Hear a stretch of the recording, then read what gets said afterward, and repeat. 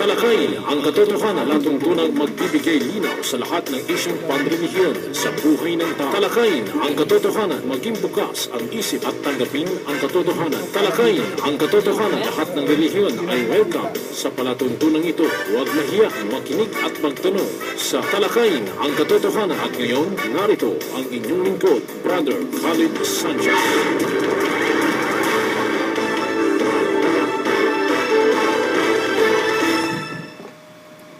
At sa kanilang pagsasabi, aming pinatay ang Mesiyas na si Jesus, ang anak ni Maria, ang sugo ni Allah. Datapwat siya ay hindi nila napatay, gayon din naman siya ay hindi naipako sa krus. Datapwat ang nailagay na lalaki ay kawangis ni Jesus, at ang may pagkakahidwa rito ay puspos ng alinlangan, na ang kaalaman ay walang katiyakan. Wala silang sinusunod maliban sa haka-haka, sapagkat katotohanan siya, alalawang baga si Jesus, ay hindi nila napatay. Chapter 4, ang aya ay 157 ng Quran. Ang bahaging ito ay hatid sa inyo ni Brother Umar Banaag. Bismillahirrahmanirrahim. Qala subhanaka la ilma lana illa ma'alamtana, innaka antal alimul hakim. Assalamualaikum sa aking mga kapatid na mga Muslim, at magandang hapon po sa mga kababayan, mga Kristiyano na nakikinig po sa hapong ito sa ating palatuntunan, ang Talakayin ang Katotohanan. At sa muli po ang inyong lingkod, Brother Khalid Sanchez. Kasama ko po sa hapong ito bilang tagabasa ay si Sheikh Morris Kabugatan. Siya po ay isang hafiz. Ngunit bago po dyan ay nais ko po munang bigyang daan po yung atin pong mga panawagan. Ang atin pong tanggapan, ang Mindanao People Dawa Association, ay patuloy pa rin sa kanyang pamamahagi ng libreng Islamikong babasahin. Ito po ay matatagpuan sa panulukan po ng Ruales at Sinswat Street. Dito po yan sa lungsod ng Cotabato. At bukas po yan tuwing araw po ng Lunes hanggang Biyernes, alas 9 hanggang alas 5 po ng hapon. Meron pong mga pag-aaral na isinasagawa sa ating tanggapan, at namamahagi tayo ng libreng Islamikong babasahin.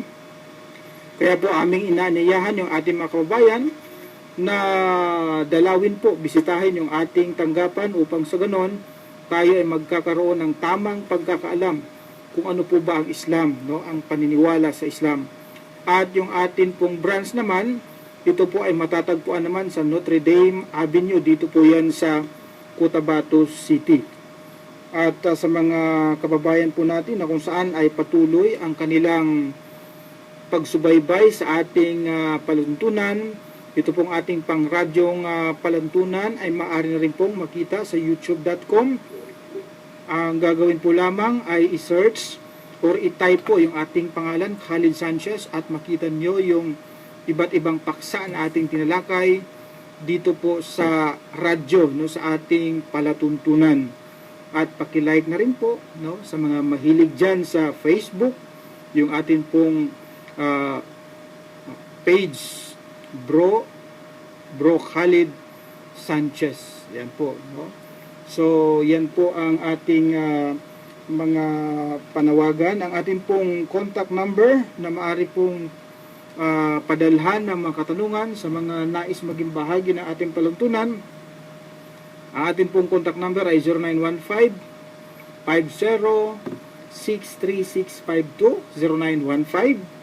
0915-50-63652. Ulitin ko po, 0915-50-63652. Yan po.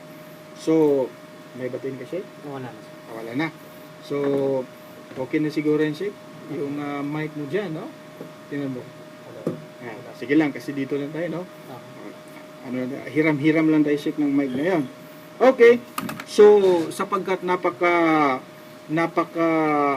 halaga po, no, ng ating oras na kung saan ay kailangan po nating sulitin, no, yung ating pagsagot sa mga katanungan. So, simulan na natin, Sheikh, no? Ay, bago pala dyan, yung ating mga greetings pala, Sheikh. Binabati ko pala si Brother Omar Banaag po ng Luzon. Assalamualaikum, brother.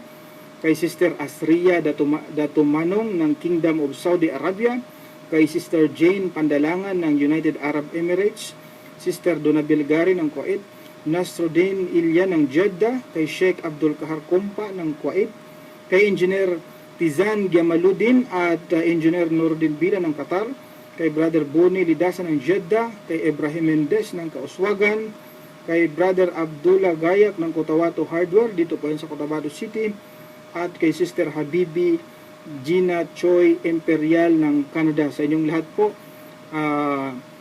Assalamualaikum. Unang katanungan po galing kay Brother Khalid Pungutan. Ito ang kanyang tanong, Sheikh. Dito ako ngayon sa Saudi at wala po akong ibang libangan that time na wala akong trabaho kundi ang manood sa YouTube ng mga Islamic videos or da'wah, lalo na sa iyong program. Salamat. Dahil ako ay balik Islam at kulang pa sa kaalaman. Kulang sa kaalaman daw, Sheikh, no? Ako ay may mga katanungan. Di ba bawal ang makipagsyota sa relihiyong Islam? Paano ba mag-asawa ang isang Muslim na bawal man makipagsyota? Ang ganda ng kanyang katanungan, Sheikh. Ito ay swak na swak sa mga teenager ngayon na kung saan ay mahilig makipagsyota, mahilig makipagnobyo, no? Ang tanong niya, Sheikh, ay paano daw ba makapag-asawa yung isang Muslim, yung isang lalaki sa Islam, gayong bawal pala sa Islam ang makipagsyota? No? Yun ang kanyang tanong. Ngunit bago ko po sasagutin ang tanong mo, kapatid, ay nais ko po munang bigyang daan po yung sinabi mong kulang ka sa kaalaman. Maganda yan eh. Inamin niya. Alam mo, wala nang hihigit pa sa taong umaamin, no? Sabi niya, kulang siya sa kaalaman. Inamin niya siya. Kaya ako aaminin ko rin, hindi ka nag-iisa, kapatid. Pati ako kulang din sa kaalaman. Bakit? Bakit po nasabi yun?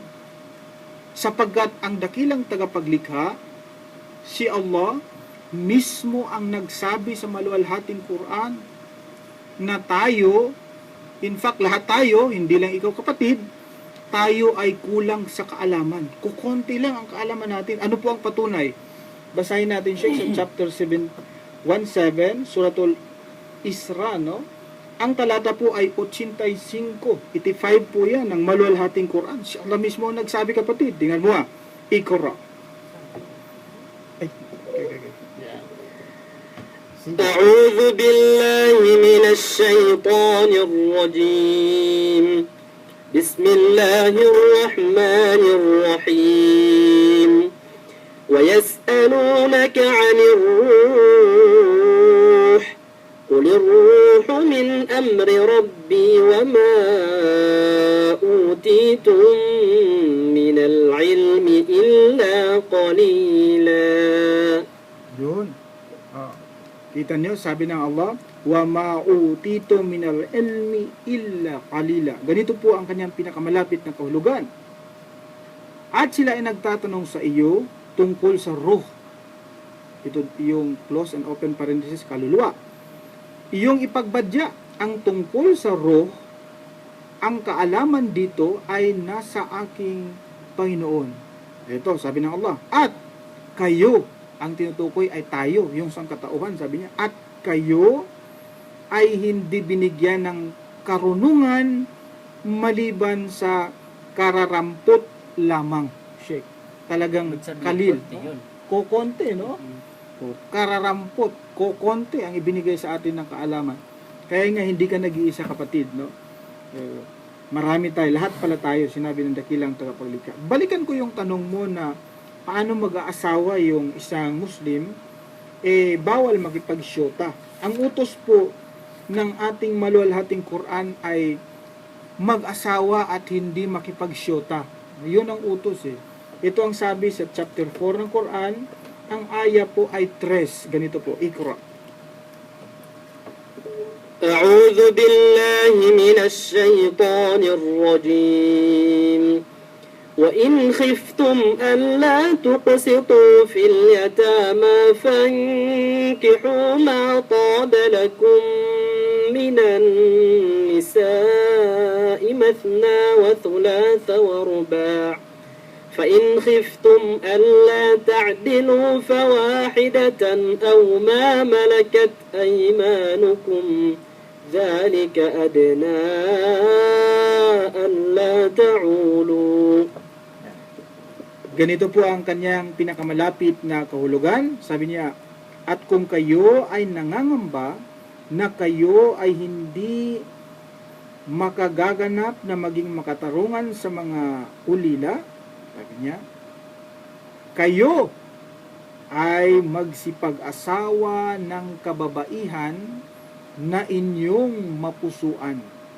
Utos ng dakilang tagapaglikha sa Quran na tayo raw ay mag-aasawa. At ang asawahin natin ay babae, ha?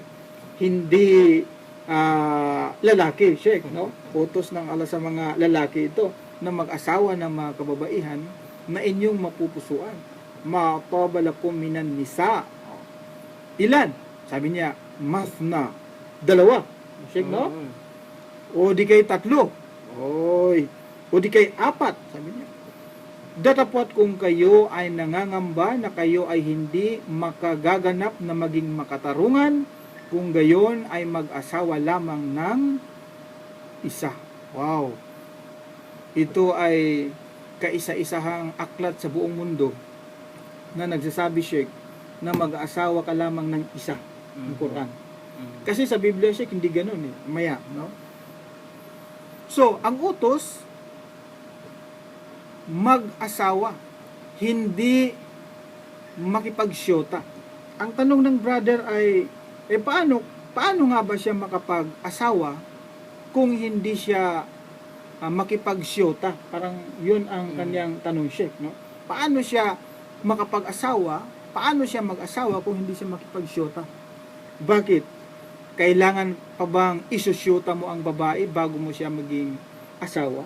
Pwede rin namang asawahin mo muna siya bago mo siya gawing isyuta. Diba, Sheikh? Mas maganda yun eh, no? Mas maganda yun. Tingnan mo ha. Ano ang bintaha at saka disadvantage kapag asawahin mo muna yung babae bago mo siya gawing kasintahan? Ano ang advantage nito? Una, maiwasan mo yung paggawa o maiiwasan mo, no? Maiiwas mo ang sarili mo sa paggawa ng kasalanan. Di ba, Sheikh? Kasi kapag asyota mo yung babae, hindi maiwasan na mag-holding hands kayo. O aminin nyo sa akin, kayo mga nakikinig ngayon na mga listener nating mga kalalakihan, ha? O, imposible siguro na may syota kayo at hindi nyo na nasubukang i-holding hands yan, Sheikh. O, pagkatapos ma-holding hands yan, Sheikh, tatabihan yan, di ba? O, pagkatapos, mayat-maya, mag-i-invite yan doon sa, paunti-unti yan, doon sa madilim na lugar, ganyan, no? O, maghanap ng madilim na lugar yan, di ba? Doon tayo magdi-date. Wow, ganyan yan. Pagkatapos, hindi lang dyan nagtatapos ang lahat, Sheikh, no? Manonood ng sine. O, kita mo? Sa madilim na lugar rin, di ba? Meron pa silang mga motto dyan na KKK kapag manood ng sine, Sheikh. Alam mo yun, ibig sabihin nun? Kataas-taasan, kasulok-sulukan, kadilim-diliman. alam ko, no? So, tingnan nyo ha,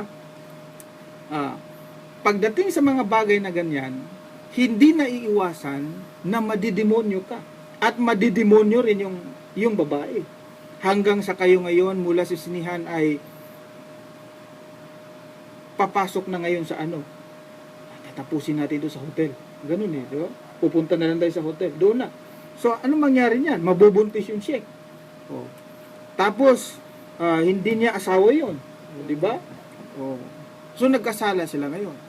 Kaya po sa Islam, ganun po kataas ang respeto na ibinibigay sa mga kababaihan. Alam niyo po, the only religion na napakataas ng estado na ibinigay sa mga kababaihan is only Islam. Unlike po sa ibang relihiyon na ang mga kababaihan ay niyurakan, nilapastangan sa pamagitan ng hindi pagbabawal sa mga bagay na dapat ipagbawal para ang mga kababaihan ay mapangalagaan. O sa Islam, bawal ang makipagkasintahan. So it means, napapangalagaan ang dignidad ng mga kababaihan. Hindi sila basta-bastang mahipuan, di ba, Sheikh?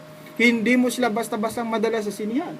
Hindi mo siya basta-bastang holding hands. Oh, bawal nga na makipag-shake hands ang lalaki sa isang babae na hindi niya asawa. O hindi niya mahram. Tama, Sheikh? O, ganun. So, napakataas ng respeto, napaka well protected ang Islam o ang mga kababaihan sa Islam. O, so, napapangalagaan ngayon siya. So, kung titingnan mo naman, di hamak na mas okay to na bawal ang makipagkasintahan kaysa hindi bawal. Katulad sa ibang reliyon. Teka muna, maaring itanong sa atin ng ating kapatid Kanina ka pa nagsasalita dyan, Brother Khalid. Na bawal sa Islam ang makipag-girlfriend. Hindi mo naman kami binabasahan ng talata sa Quran na bawal ang makipag-girlfriend, ha? Di mo kami binabasahan. Ito, babasahan natin, Sheikh, para maniwala, no? Sa chapter 5 po, ang aya ay 5 din ng Quran. Siguro, dito na lang siguro natin umpisahan, Sheikh, no? Itong may pula. Okay po. Ganito po ang kanyang pinakamalapit na kahulugan. Iqra.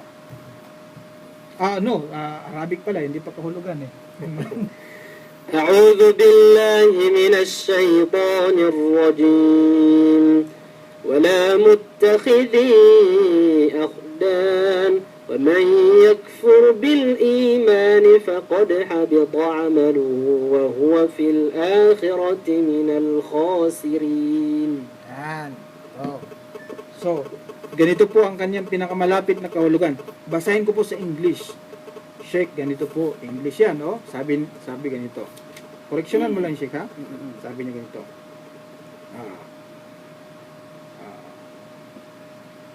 Lawful to you in marriage are chaste women from the believers and chaste women from those who were given the scriptures before their time, when you have given their due mahar or bridal money, desiring chastity, not committing illegal sexual intercourse, nor taking them as girlfriends.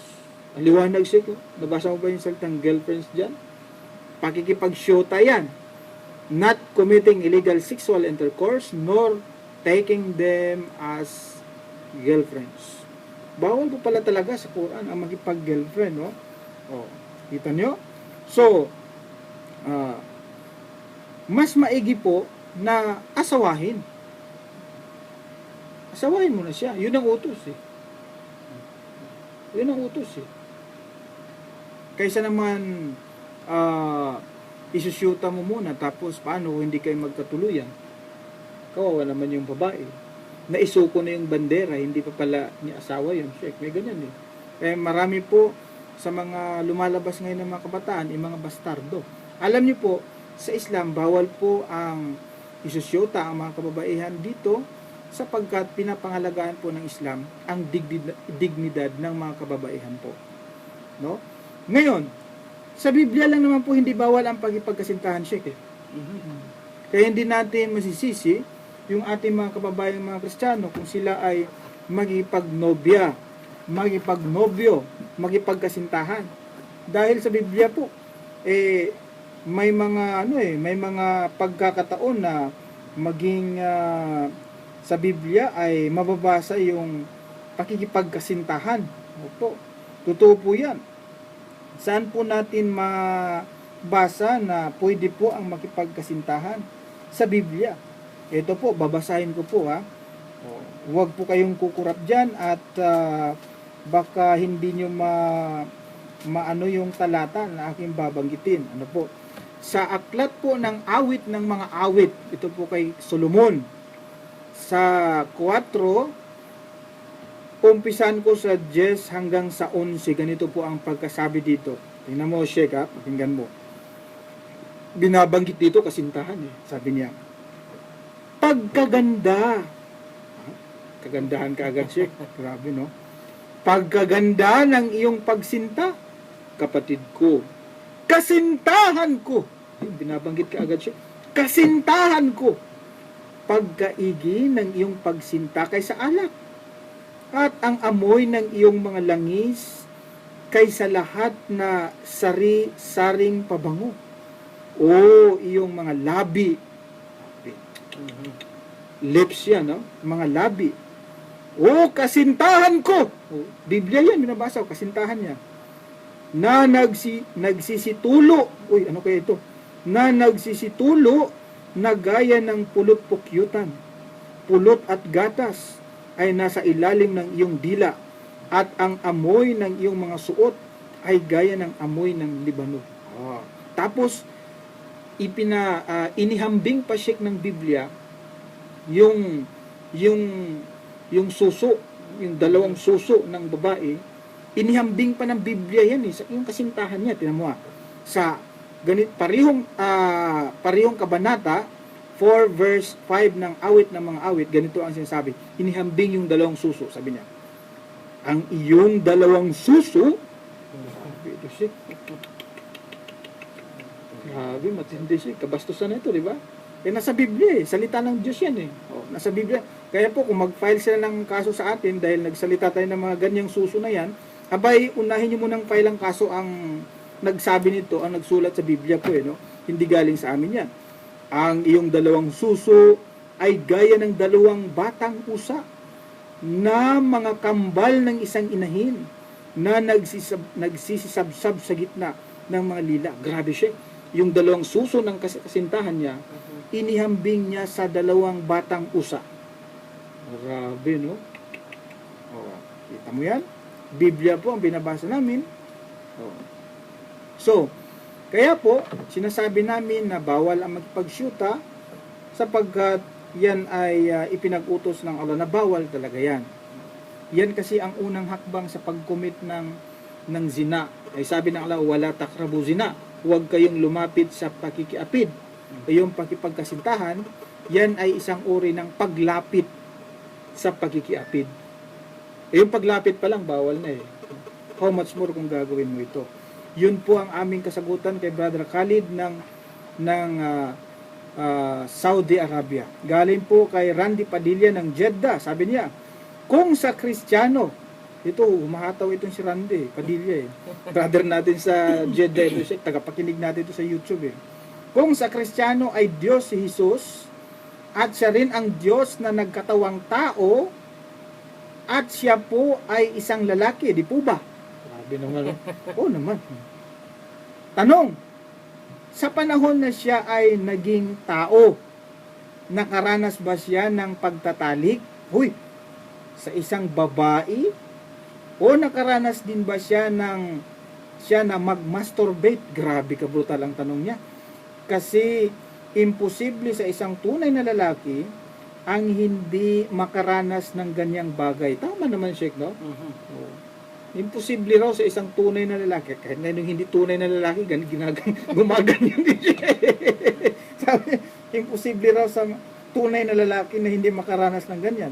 Sabi ko sa kanya, kahit sa mga hindi tunay na lalaki, gumaganyan din na Brother Randy. Ang tanong niya ay, kung si Kristo daw ay siya ay nagkatawang tao, sabi niya, siya ay nagkatawang tao, no? Sabi niya, nakaranas din ba daw siya ng pagtatalik at saka masturbation? Matindi ang mga tanong mo. Grabe ka personal, Brother Randy, no? Pero interesting siya, Sheikh. Interesting siya.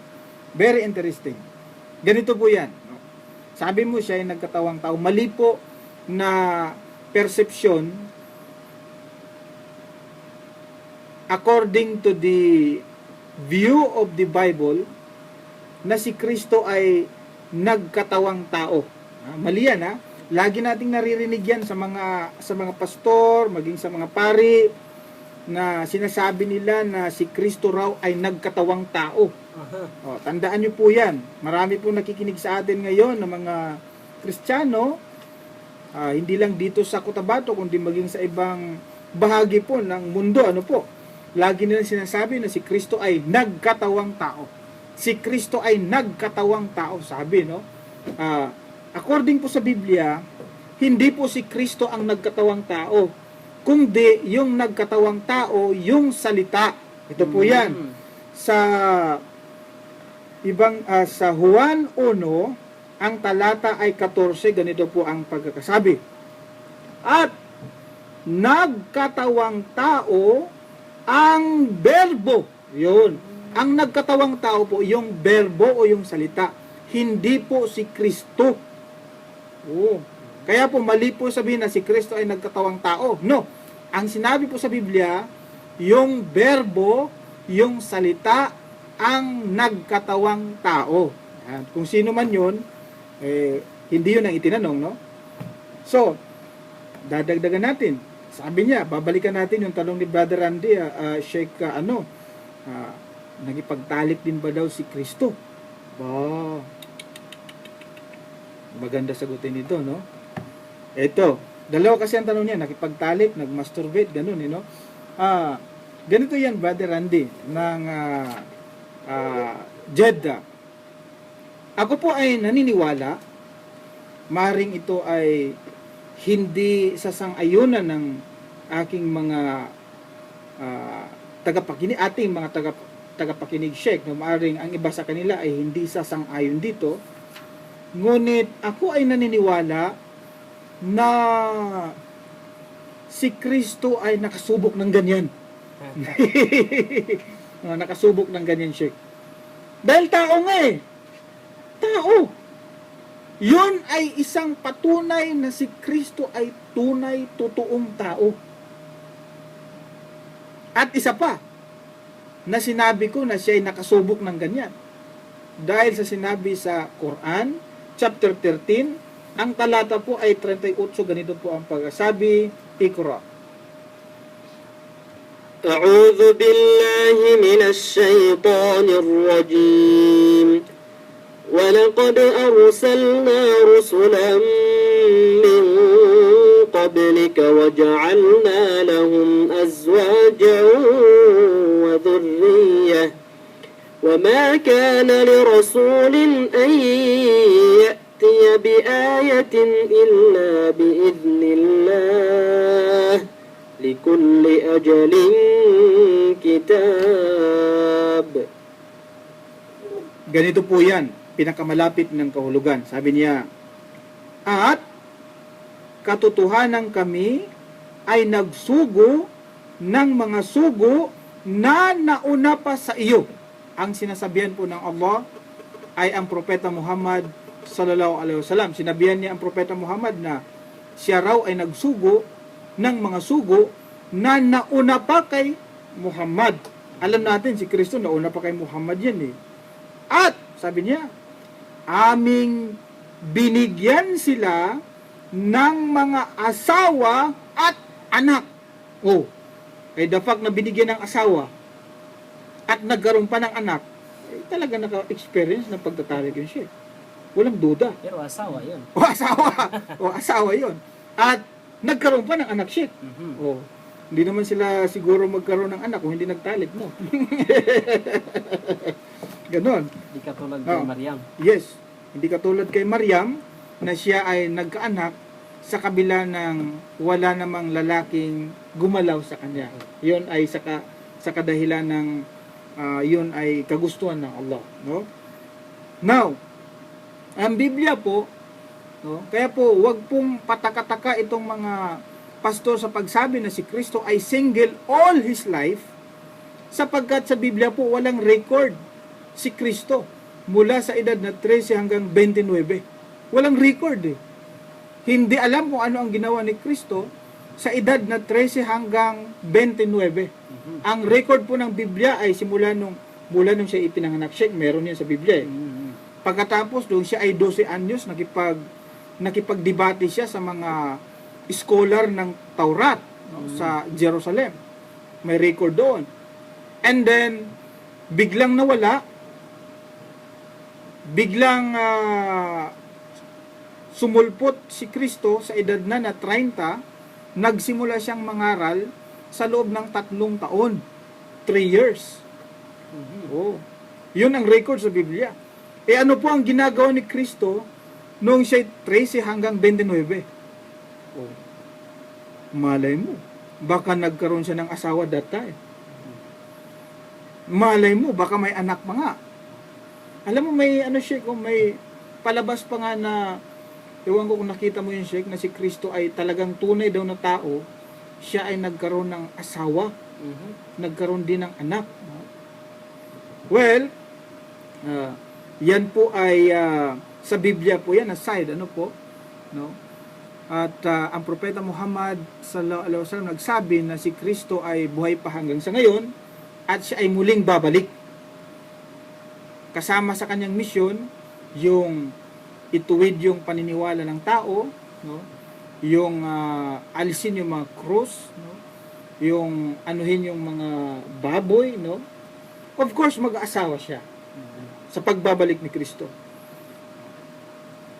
Pero hindi ibig sabihin, hindi nangangahulugan na sa buong buhay ni Kristo nung siya nasa lupa wala siyang asawa. Ako hindi ako maniwala doon siya dahil ang Allah mismo nagsabi na ang mga propeta, mga sugo na nauna pa kay propeta Muhammad sallallahu alaihi wasallam, binigyan niya ng mga asawa at anak. At alam natin na si Jesus Christ ay nauna pa kay propeta Muhammad sallallahu alaihi wasallam. Tungkol naman doon sa sabi mong masturbation, yan ang hindi ko kayang sagutin. Hindi ko kayang sagutin yung Sheikh. Bakit? Masyadong personal yun, kapatid. Masyadong personal. Baka magkakamali tayo, mailigaw natin ang tao. No? Mailigaw natin. At ano yan tawag dyan, hindi rin natin, wala rin tayo doon. Walang specific o maliwanag na revelasyon tungkol sa bagay na yan sa Biblia. Pero isang bagay ang maliwanag sa Biblia, no? Isang bagay ang maliwanag sa Biblia, Sheikh, na si Kristo ay tinuli. Tinuli.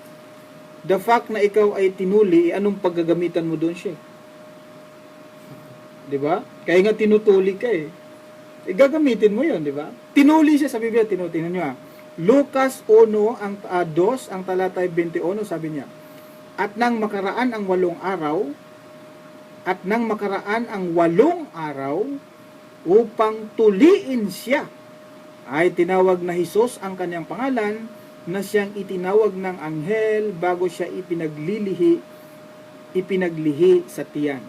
So, after 8 days, si Kristo raw ay tinuli. Tinuli siya. Mantakin mo yung Diyos, Sheikh, tinuli, no? Oo. Parang, no? Tinuli, So, the fact na tinuli, anong paggagamitin? Gagamitin talaga yun, Sheikh, no? Future, gagamitin in the future yun. Tinuli nga, hindi pala pisot si Kristo, Sheikh, Siya ay tuli. Yun po ang aming kasagutan kay Brother Randy. Dadagdagan pala natin. Sa Biblia, pwede yung masturbation pala, Sheikh. Pwede yun sa Biblia. Pwede sa Biblia ang masturbation. Ano po ang patunay na pwede sa Biblia ang masturbation? In fact, ito ay ginagawa na sa mga sinaunang tao na binabanggit mismo sa Biblia. Sa Genesis po 38 ang talata ay 9, ganito po ang pagkasabi. Biblia po ang nagsabi nito. Sabi niya, at nalalaman ni Unan na hindi magiging kanya ang binhi. At nangyari na pagkasisiping siya sa asawa ng kanyang kapatid, matindi ito, Sheikh, ay pinatutulo niya sa lupa nang huwag lamang niyang bigyan ng binhi ang kanyang kapatid. Matindi ito. Pinatutulo. Hindi naman tutulo yan kapag hindi mo i-masturbate siya sa Biblia. Doon pinapatulo sa lupa, para hindi lang mabubuntis yung asawa ng kanyang kapatid.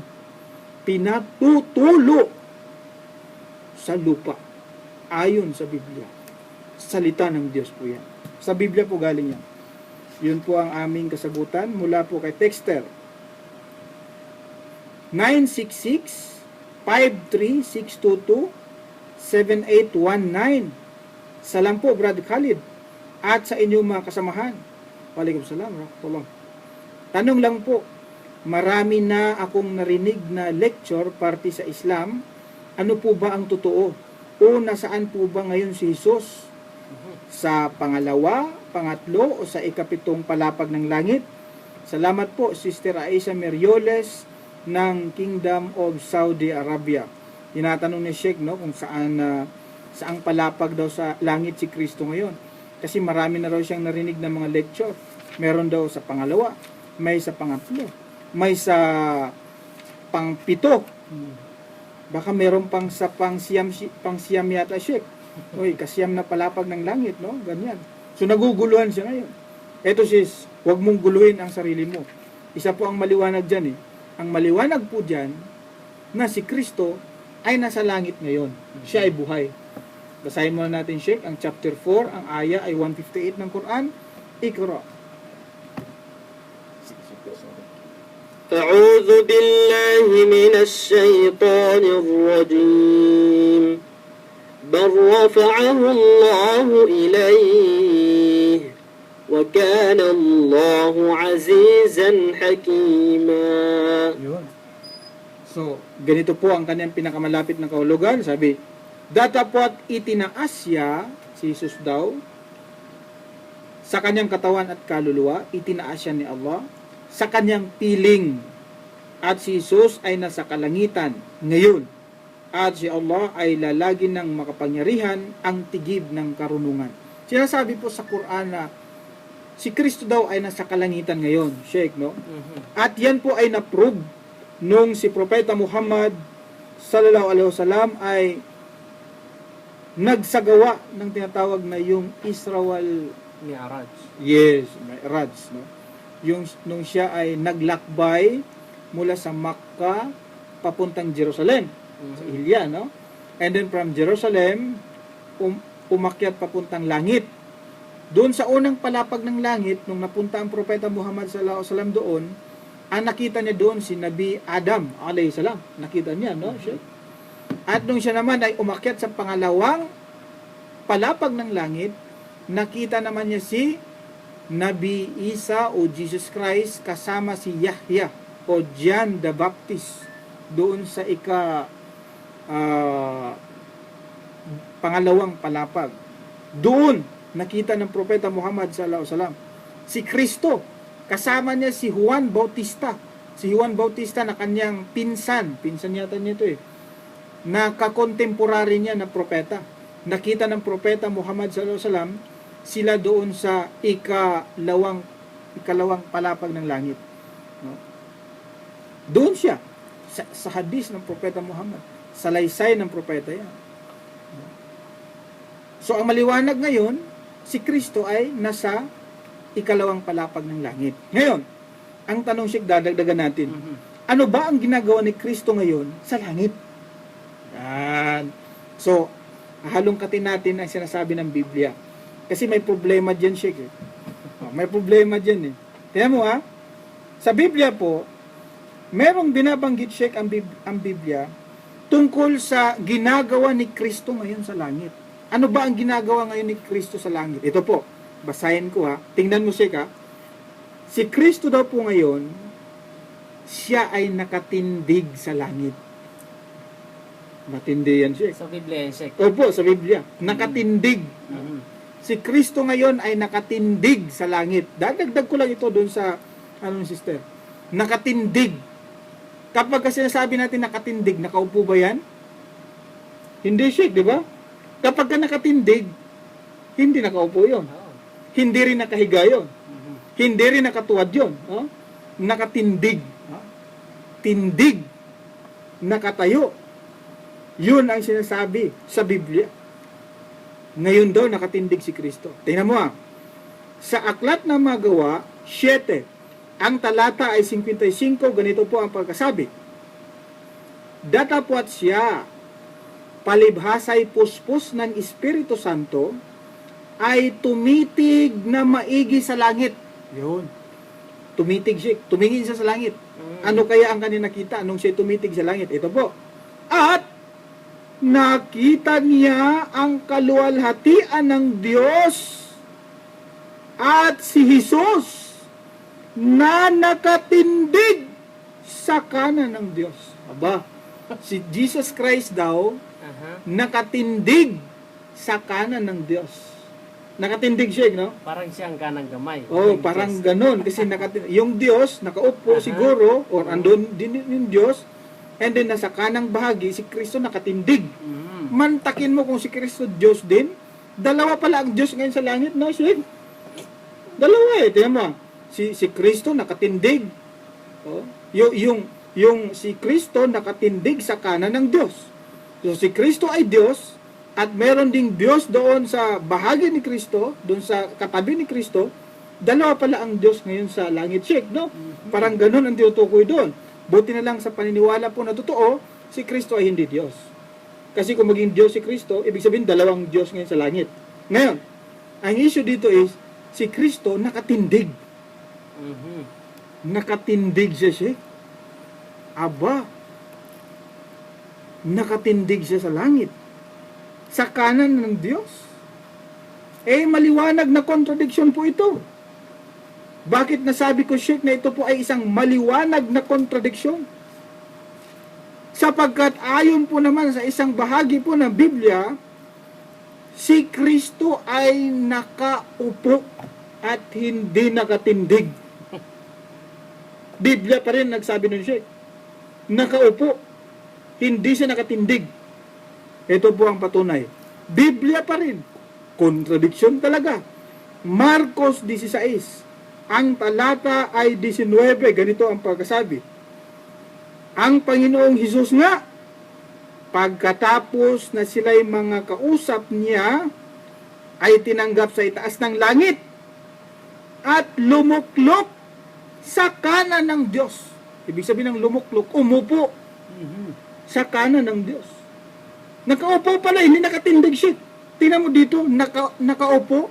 Sa kabilang talata, hindi pala nakaupo, kundi nakatindig. Aba, lagot tayo niyan. Baka may mabasa naman tayo dito siya nakatuwad. Oo. O nakahiga. Oo. Ayun ang malupit kung nakatuwad. Ibig sabihin, nagdarasal yun. Di ba? Mhm. Kasi may babasa naman talaga sa Biblia na siya nakatuwad. Ito, dadagdagan pa natin, Sheikh. Tingnan mo sa kabilang talata ng Biblia, sinasabi doon na si Kristo daw ay nakatindig. Contradiction po sa isang talata naman. Dahil sinasabi naman dito sa isang talata, Sheikh, na si Kristo daw ay nakaupo pala, hindi nakatindig. Biblia pa rin. Dadagdagan na naman natin, Sheikh, another contradiction. Ito, hindi nakaupo. Hindi rin siya nakatindig, Sheikh. Si Kristo. Alam mo ginagawa niya? Nakasabak. Nakasabak. Ay, nakaupo pa rin, no? Pero nakasabak lang. At least nakaupo pa rin. Eh, sabi kasi doon, sa kanan, di ba? Sa kanan ng Diyos. Ito, hindi ito sa kanan ng Diyos. Nakasabak eh. Nasa sinapupunan. Tingnan niyo Juan 1, talata ay 18. Ganito po ang pagkasabi. Walang taong nakakita kailanman sa Diyos. Ang bugtong na anak na nasa sinapupunan ng Ama. Siya ang nagpakilala sa Kanya. Si Kristo daw nasa sinapupunan ng Ama. Aba, ano pala itong ginagawa ni Kristo sa langit? Tindig, upo, sabak. Yun pala yun. Tindi, no? Contradiction po yan. Pero isa po ang maliwanag dyan, si Kristo ay nasa langit. Sa Quran po, walang contradiction. Kaya po, ang aming mga kababayan, dyan namin kayo inaanyayahan sa aklat na walang pagkakamali, walang contradiction ang Quran. Sa Biblia po, maraming contradiction talaga. Kaya po talagang naghahanap ka ng kaligtasan, Sheikh. Kung Biblia ang babasahin mo, hindi ka talaga makakasumpong ng kaligtasan. Another, Texter 97155-7201-442. Kumusta po kayong lahat dyan, mga bro? Okay kami dito, brother. Brother ba ito ng tanong? Ako po ay isa sa mga tagapanood po ng inyong programa sa YouTube. Talaga ha? At marami po akong natutunan sa inyo patungkol sa tunay na Diyos at sa mga utos na rin ng ating tagapaglikha. Opo, ako po ay Kristiyano ngayon. Kristiyano siya, Sheikh. Siya isang Kristiyano. Nawa po ay marami pa akong matutunan sa tunay na salita ng tagapaglikha.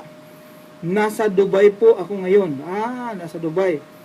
Tanong ko lang po, kapag namatay po ba ang tao, ay kagustuhan ng Diyos o ang Satanas o ang tao? Kasi po sa iba, kapag namatay na ang isang tao ay kagustuhan ng Diyos. Halimbawa po, paano po yung mga ni-rape at pinatay pa at iba pang mga masasamang pagkamatay. Salamat po, Bro Khalid. Walang anuman na kapatid na o kababayang nagtanong. Siya ay isang Kristiyano, Sheikh. At sabi niya, siya raw ay laging nakikinig sa ating palatuntunan.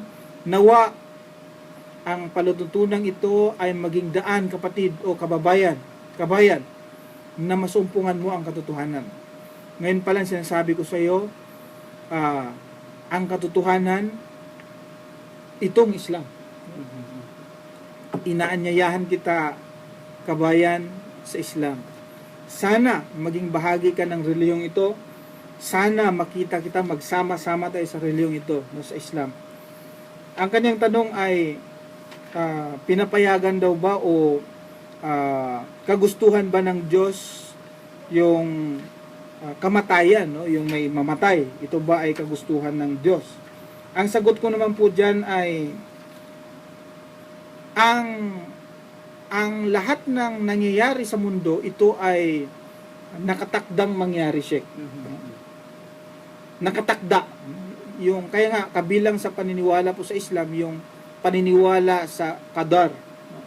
Kasi lahat ng nangyayari dito, ito ay itinakda ng Allah na mangyayari. Tinakda niya. Lahat ng bagay may taning. Maliban sa nakatagda, may taning lahat ng bagay. Yung buhay natin, ito may taning, may hangganan ito. Yung mga bansa, may taning yan, may hangganan yan. Tingnan mo sa 7, ang aya ay 34 ng Quran, ganito po ang sinasabi, Iqra. أعوذ بالله من الشيطان الرجيم ولكل أمة أجل فإذا جاء أجلهم لا يستأخرون ساعة ولا يستقدمون. Ganito po ang kanyang pinakamalapit na kahulugan, at ang bawat bansa ay may kanyang natataningang panahon. May taning, Sheikh, no? Kung ang kanyang takdang panahon ay sumapit na, kahit na isang oras, sila ay hindi makakaantala. At gayon din, kahit na isang oras, sila ay hindi makapagpapauna. Kapag pala dumating na yung panahon, Sheikh, na magtatapos na yung isang bagay, magtatapos na yung buhay ng tao, magtatapos na yung isang bansa, sabi ng Allah, kapag darating yan, kahit isang oras, hindi ito ma-advance o malilate ng kahit na isang oras. Sabi pala dito, no, maliwanag, na may taning ang lahat ng bagay. Ngayon, sa tanong mo, sister, paano po yung mga namatay sa masasamang paraan? Ito po ba ay kagustuhan ng Diyos? Yun naman talaga ang kanyang tanong, Sheikh. Kagustuhan ba ng Diyos yun? Ang sagot ko naman po dyan, dagdag na kasagutan pala, ay ganito. Ang Allah pa rin nagsabi. Sa Quran pa rin, mababasa natin. Ano ang sabi ng dakilang tagapaglikha? Ang sabi niya ay ganito, wala raw mamamatay. Take note. Walang mamamatay. Aba? Kung hindi mo tatapusin yung sentence na yun, Sheikh, ibig sabihin, may ano tayo, no? May immortality. Sabi ng Allah, walang mamamatay. Maliban na lang kung kanyang pahintulutan. Biiznillah. Chapter 3, ang talata ay 145, Iqra. أعوذ بالله من الشيطان الرجيم وما كان لنفس أن تموت إلا بإذن الله كتابا مؤجلا ومن يرد ثواب الدنيا نؤته منها ومن يرد ثواب الآخرة نؤته منها وسنجزي الشاكرين. Yun. Ganito po ang kanyang pinakamalapit na kahulugan at walang sino man ang maaaring mamatay maliban kung kapahintulutan ito ni Allah at sa natatanging araw. Sabi niya, wala raw ang sino man, walang sino man, sabi niya, ang maaring mamatay maliban na lang kung ito ay kanyang pahihintulutan. So kung hindi niya pahihintulutan, Sheikh, kahit na ibala ka sa kanyon, ihulog ka mula sa helicopter, ihulog ka doon sa sumasabog na Mount Pinatubo o Bulkan Mayon, no? Ibabala ka sa kanyon, kung hindi pahintulutan ng Allah na ikay mamamatay, hindi ka mamamatay. Kaya huwag kayo maniwala sa mga agimat-agimat na yan. No? Tsamba-tsamba lang yan eh. Actually, kung ayaw ng Allah na mamatay ka, kahit wala kang agimat, hindi ka rin mamamatay. O kung gusto ng Allah na ikay mamamatay na, kahit 10,000 agimat ang ilalagay mo sa katawan, mamamatay ka pa rin. No? Dahil nga ang lahat ng bagay may natataningang araw o panahon. At nagkataon lamang na yun ang itinakda ng Allah na paraan ng pagkamatay niya. So yun ang desisyon ng Allah. Kahit nasabihin pa man na ito ay kagustuhan o gawa ng tao, yun ang itinakda ng Allah na maging paraan ng kanyang pagkamatay. So unlike po sa Biblia, na kung saan itong mga masasamang pagkamatay, itong panggagahasa, ipinag-utos yan ng Diyos sa Biblia, Sheikh. Sa Biblia po, ipinag-utos yun. Yung manggahasa, mang-rape, at saka yung papatay, sa Biblia, mababasa mo, ipinag-utos ng Diyos yun eh. Sa Quran, bawal yun. Hindi yun mababasang ganyan, no? Saan pumabasa sa Biblia na ang Diyos ay mag-utos na pumatay at ang Diyos ay nag-utos na manggahasa? Saan pumabasa yan? Ito po, babasahin ko, Sheikh, ha? Sa Biblia po, sa Aklat ng mga Bilang, 31, ang mga talata ay 17 hanggang 18. Ganito po ang pagkakasabi. Sabi niya, ngayon nga, ay patayin ninyo. Utos ng Diyos ito, sige. Patayin, no? Ngayon nga, ay patayin ninyo ang lahat ng mga batang lalaki at patayin ninyo ang bawat babae na nasipingan ng lalaki.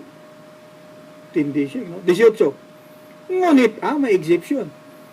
Ang lahat ng batang babae na hindi pa nasisipingan, ibig sabihin virgin, ng lalaki ay buhayin ninyo upang mapasain nyo. Ibig sabihin, gasain niya ito. Sabi ng Diyos sa Biblia, patayin daw ang lahat ng mga lalaki at lahat ng mga babae. Pero yung mga virgin pa ng mga babae, huwag patayin. Gasain ito. Para mapasain nyo eh. Yun ang sabi. Sa makatwid. Mas malupit pa pala ang Biblia, no? Hindi po yan galing sa akin. Biblia po yan. Mga Bilang 31, ang mga talata ay 17 hanggang 18. Yan ang sinasabi. So, doon po sa nagtanong, kung bakit may mga ganyang panggagahasa, pagpatay, ano po? Yan din po ba ay kagustuhan ng Diyos? Ayon ng Diyos na tayo ay gumawa ng kasalanan. Ngunit, nakatakdang mangyari yun kapag ang tao ay meron tayong free will kasi, Sheikh, eh. Yung meron tayong tinatawag na kalayaan sa pagpili, no? So, yun ang nakatakda. Tinakda talaga yun. Wala tayong magagawa. Ang Allah nagtakda sa mga bagay na yun, eh. No? So, yun po ang ating kasagutan. Texter 0936-3405-203. Sir, assalamualaikum. Waalaikumsalam warahmatullah. Pwede po magtanong? Grabe naman itong tanong niya, Sir. Ang tanong niya ay, pwede po magtanong? Sasagutin ko rin yan. Yung ganyan, sasagutin din natin yan. Yung tanong mo na kung pwede ba magtanong. Bakit po bawal makinig ng music? Okay. Yun ang kanyang tanong, Sir. Bakit daw bawal makinig ng music? Bago ko sagutin yung tanong mo tungkol sa music, ay sagutin ko muna yung una mong tanong na pwede bang magtanong. Ang sagot ko ay opo, pwedeng magtanong. Bakit? Sapagkat yan ang sinabi ng dakilang tagapaglikha. Utos niya yan na ikaw ay magtanong. Sa chapter 21, ang talata po ay 7 ng Quran. Iqra. أعوذ بالله من الشيطان الرجيم وما أرسلنا قبلك إلا رجالا نوحي إليهم فاسألوا أهل الذكر إن كنتم لا تعلمون Yun. Faz'alu ahla zikri in kuntum la ta'lamun. Magtanong kayo. Tama ba siya? Magtanong kayo. Magtanong kayo doon sa mga taong may alam. Kung hindi ninyo ito nalalaman. Utos pala talaga siya magtanong, no? Sa Quran. Ngayon, utos na magtanong. Meron ding pagkakataon na hindi ka pwedeng magtanong. Gano'n yun.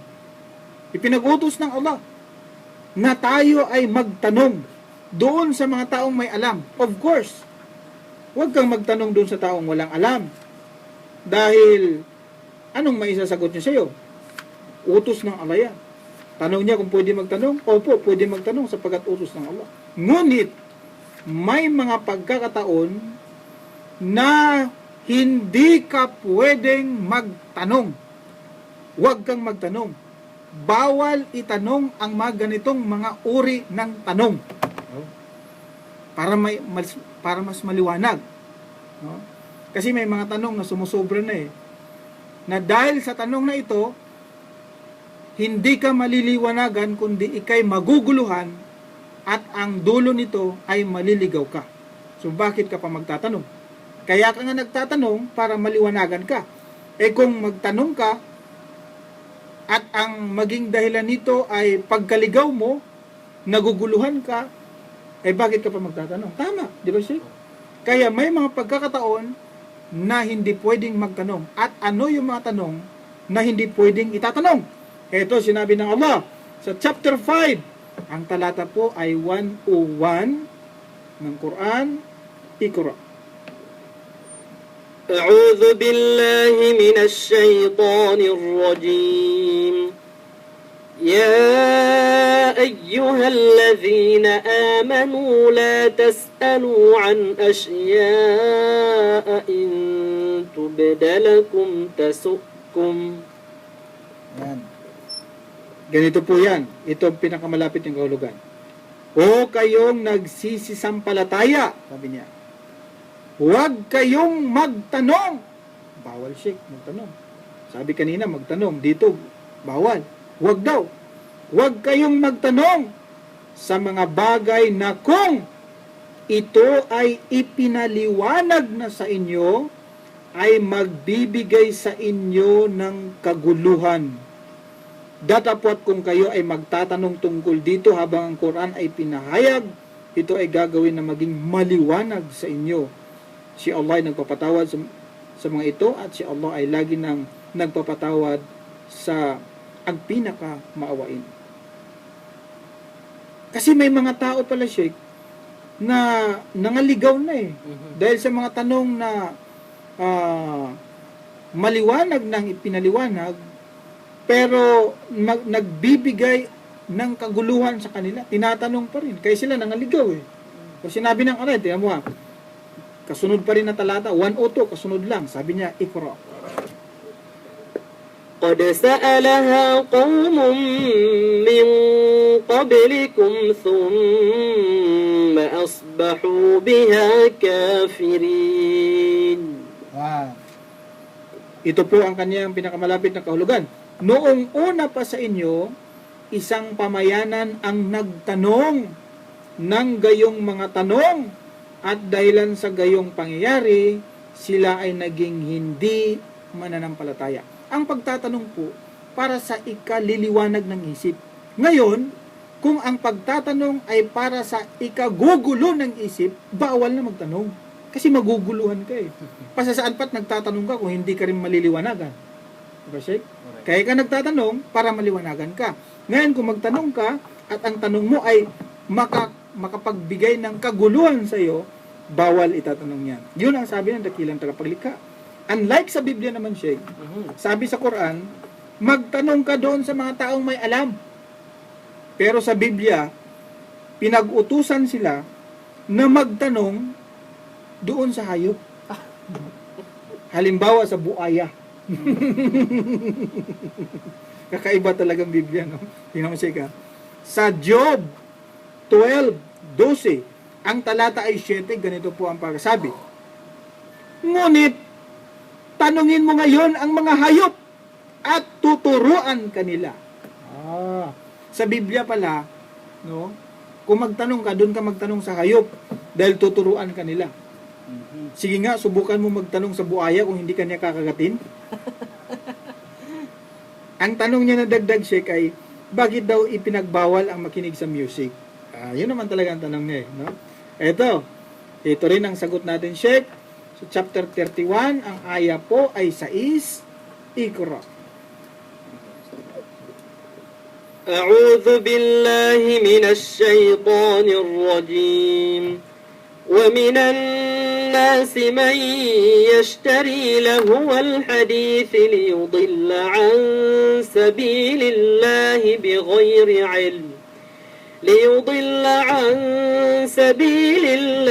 بغير علم ويتخذها هزوا أولئك لهم عذاب مهين. Panghuling talata po, ganito ang kanyang pinakamalapit na kahulugan.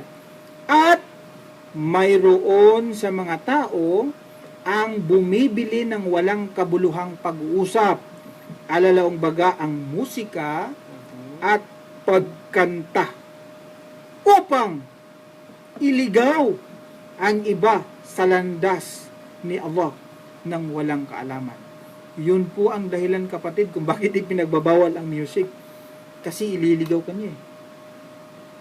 Di ba kapag makinig ka ng music, Sheikh, ang maisip mo yung kasintahan mo.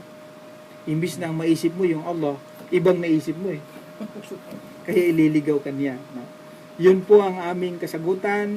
Doon po sa nagtanong, pero wala na tayong oras, Sheikh. Marami pa sana nakahilera ng mga katanungan. Wala na tayong oras na natira. Po na magpaalam. Sa in behalf sa aking kasama po, maraming salamat, Sheikh. No? Sheikh Morris Kabugatan. Siya po isang hafiz. Memoryado niya ang buong Quran from cover to cover. So, dahil wala na po kaming oras, kami po ay magpapaalam muna ng pansamantala at hanggang sa muli pong pagkikita natin. No, hanggang sa muli, nawa ang aking mga kababayan ay magkaroon ng tinatawag na kaliwanagan sa kanilang isip.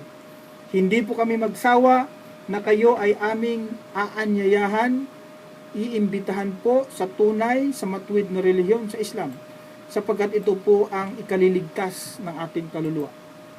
Kaya po lagi namin kayong inaanyayahan po dito sa Islam. Dito na po tayo sa Islam. Sa Islam po walang bayad kapag ikay mag-Muslim. Kapag ikay yayakap, papasok sa Islam, libre po, wala pong bayad. Unlike po sa ibang relihiyon, kapag papasok ka, may bayad. No? Dito wala pong bayad sapagkat ito ang tunay, ito po ang totoong relihiyon. Dito na po tayo mga kababayan. Hanggang dito na lamang, ito po inyong lingkod, Brother Khalid Sanchez. Assalamualaikum warahmatullahi wabarakatuh.